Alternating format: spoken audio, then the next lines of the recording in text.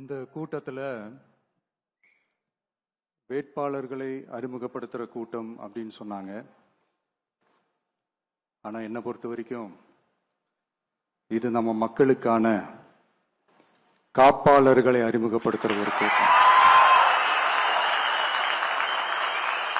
அப்படின்னு தான் இதை நான் சொல்லணும். நம்ம கட்சிக்காரங்களுக்கு தேர்தலை ஃபேஸ் பண்ண எக்ஸ்பீரியன்ஸ் எல்லாம் இல்லை அப்படி இப்படின்னு சொல்லுவாங்க. நம்மளுடைய வேட்பாளர்கள் எல்லாருமே ரொம்ப சாதாரணமான குடும்பத்திலிருந்து வந்திருக்கிறாங்க.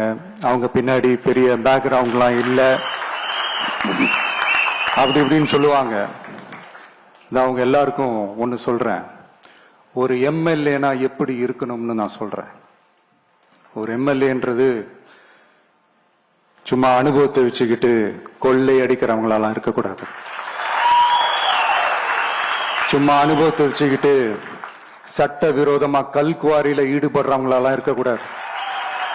சும்மா அனுபவத்தை வச்சுக்கிட்டு கேள்வி கேட்கிற பிரஸ் ரிப்போர்ட்டர்ஸ தாறுமாறா தாக்குறவங்களாலாம் இருக்கக்கூடாது.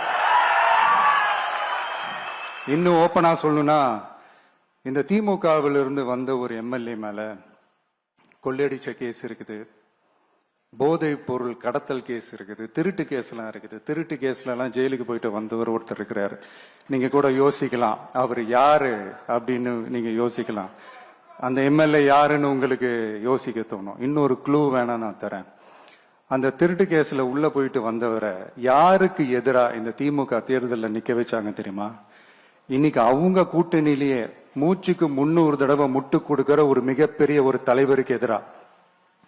அந்த தலைவரை தோக்கடிக்கணும்னு தான் 1996ல அவருக்கு ஆப்போசிட்டா இந்த எம்எல்ஏவை நிக்க வச்சாங்க. மரியாதை நிமித்தமா அந்த தலைவர் பேருங்க நான் சொல்ல வேணாம்னு நினைக்கிறேன். சோ இப்படியெல்லாம் இருக்கிறாங்க எம்எல்ஏஸ், நான் லிஸ்ட் போட்டு சொன்ன மாதிரி. ஆனா எம்எல்ஏஸ்னா சும்மா இல்ல, ஒரு தொகுதிக்கான அந்த மக்களுக்கான எல்லை காப்பாளர்கள். அப்படி இருக்கணும். களத்துல மக்களோட மக்களா நிக்கிற மாதிரி ஆளுங்களை தான் நான் செலக்ட் பண்ணியிருக்கிறேன். நான் எல்லா இடத்துலயும் எல்லா நேரத்திலையும் ஒரே நேரத்துல நான் போய் நிக்க முடியாது இல்லையா? அதனால என் சார்பா என்னோட பிரதிநிதிகளா நானே பார்த்து என்னுடைய வேட்பாளர்களை செலக்ட் பண்ணியிருக்கிறேன். நம்மளுடைய அக்கா, நம்மளுடைய தங்கை, நம்மளுடைய அண்ணா, தம்பி அப்படின்னு சொல்லி நம்மளுடைய வேட்பாளர்களை செலக்ட் பண்ணி இன்னைக்கு உங்க முன்னாடி நான் ஒப்படைக்கிறேன். மக்களே, அவங்களை எம்எல்ஏ ஆக்க வேண்டியது உங்களுடைய பொறுப்பு.